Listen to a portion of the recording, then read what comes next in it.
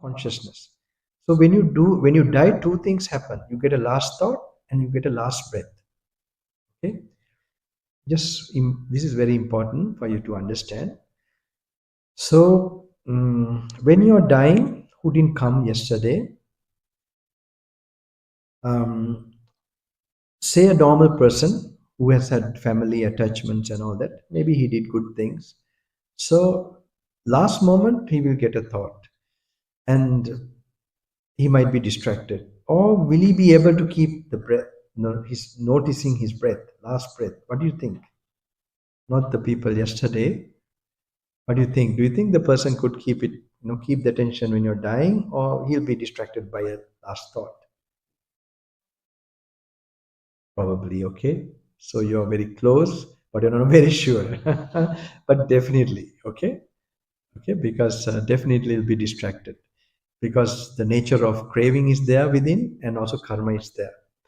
And then I explain also another way, like say a person who has no attachment to the material world whatsoever. Okay, we have heard about anagami, the non-returner. Have you heard about in the saint in on this practice? There's a stage where certain monks or certain lay people who practice, where they get their insight to nibbana to a level where the defilements are removed in such a way that they have no desires for the five senses, but they still have desire for the meditation, the samadhi, the peacefulness, and all that. And they have karma, so they'll be reborn in the Brahma Loka or the higher worlds and practice further to arahatship. So are you all familiar with that? Have you heard about that? Yes. Okay.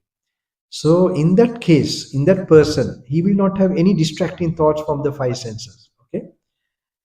He will also get a last thought, maybe. He will also have the last breath. What do you think?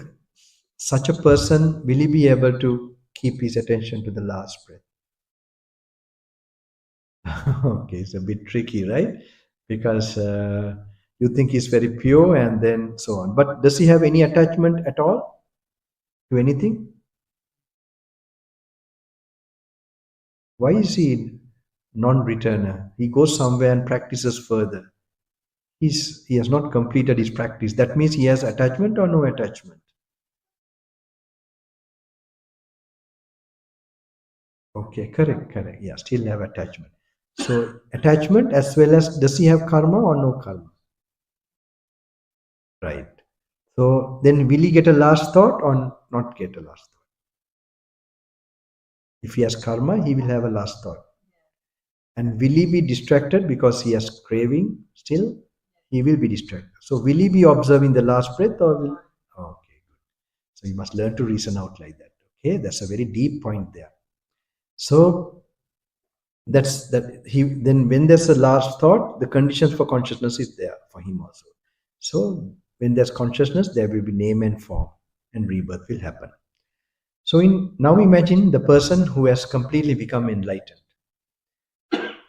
He has no desires whatsoever, even to the Brahma Loka or any Loka or any feeling. His karma is completely extinguished. So he has no craving inside him, within him, nor does he have karma accumulated where another thought can come, last thought can come. So when the last breath comes, tell you became like that. Do you think then such a person can keep watching the last breath? He's not attached to the breath either, but will he be watching the last breath? Just imagine when he's keeping like that, will there be any conditions for consciousness to arise?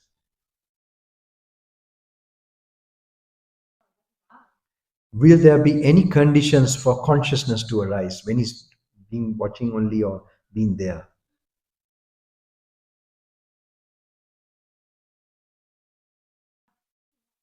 Yes, no conditions. Yes. And that is where completely no rebirth could happen. So my teacher is to explain this and he's to tell me it's deep. He's to warn me it's deep. And he's right. As time went by, when my practice, with now what you all are going to do in these few days, it keep this in mind for rest of your spiritual journey. So, but now we can go, but at least keep this in mind.